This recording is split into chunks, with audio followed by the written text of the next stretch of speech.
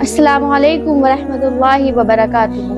खत मिला है जिसमें लिखा है कि मेरी जिंदगी की किताब का हर सफ़ा दर्द से भरा हुआ है। 35 साल गुजर गए लेकिन मेरी किस्मत का एक भी सफ़ा खुशी से नहीं लिखा गया। न किसी ने मेरे आंसू देखे, न किसी ने मेरी जज्बात को महसूस किया। मैं हर रात अपने दिल के जख्मों को दबाती हूँ, अपने रब के सामने रो कर सो जाती हूँ। लोग कहते हैं कि लड़कियां पराया धन होती हैं, तो फिर मुझे क्यों इतने सालों से अपने माँ बाप के घर कैद करके रखा गया? क्या मैं कोई सामान हूँ? क्या मेरा भी कोई हक नहीं? क्या मैं अपना घर, अपनी खुशियाँ, अपनी जिंदगी चुन सकूं? मेरे लिए अच्छे रिश्ते आए, शरीफ लोग, इज्जतदार खानदान, लेकिन सिर्फ इसलिए ठुकरा दिए गए क्योंकि वो खानदान से नहीं थे। क्या रिश्ते खून से बनते हैं या खुलूस से? क्या इज्जत सिर्फ नाम में होती है या किरदार में? और लिखती हैं कि मुझे लगता है जैसे मैं जिंदा होते हुए भी मर चुकी हूँ। मेरी हंसी को लोग मसनूई समझते हैं, मेरे सुकूत में छुपी चीखें किसी को सुनाई नहीं देती।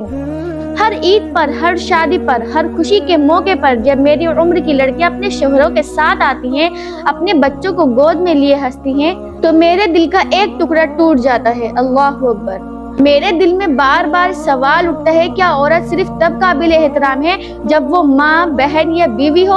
अकेली औरत को क्यों बेकदर समझा जाता है? क्या मैं इंसान नहीं?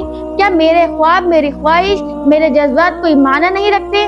लिखती हैं कि लोग कहते हैं सब्र करो, अल्लाह बेहतर करेगा, पर कब? क्या अल्लाह ने हमें हाथ पांव, अकल और फैसले करने की ताकत सिर्फ दिखाने के लिए दी है?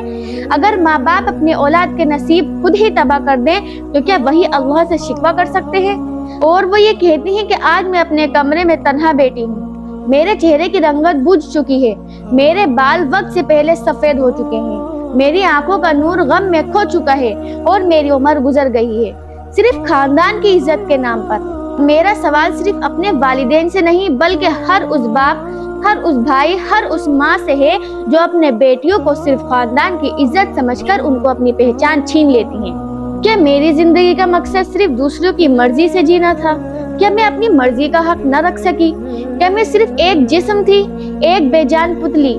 खुदा की कसम, अगर कल को मैं घर से भाग गई या अपने साथ कोई सख्त कदम उठा लिया तो सिर्फ कसूरवार मैं ही नहीं होंगी। मेरी हर वो चीख, हर वो दुआ, हर वो आंसू जिन्हें मेरे ही घर वालों ने नजरअंदाज किया, वो भी कल कयामत के दिन गवाही देंगे। अब भी वक्त है, अपनी बेटियों की जिंदगी बर्बाद होने से बचा लो। उन्हें जीने दो, उन्हें मोहब्बत दो, उन्हें उनका हक दो, क्योंकि ये जिंदगी सिर्फ तमाशा नहीं, इम्तिहान भी है।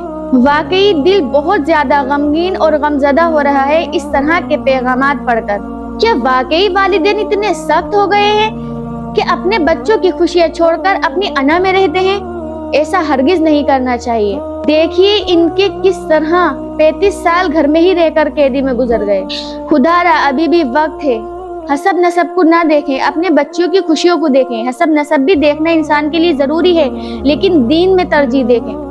तो दरख्वास्त है कि मेरे इस पैगाम को आगे तक जरूर पहुंचाएं ताकि और लड़कियां बर्बाद होने से बच जाएं। अस्सलाम वालेकुम व रहमतुल्लाहि व बरकातुहू।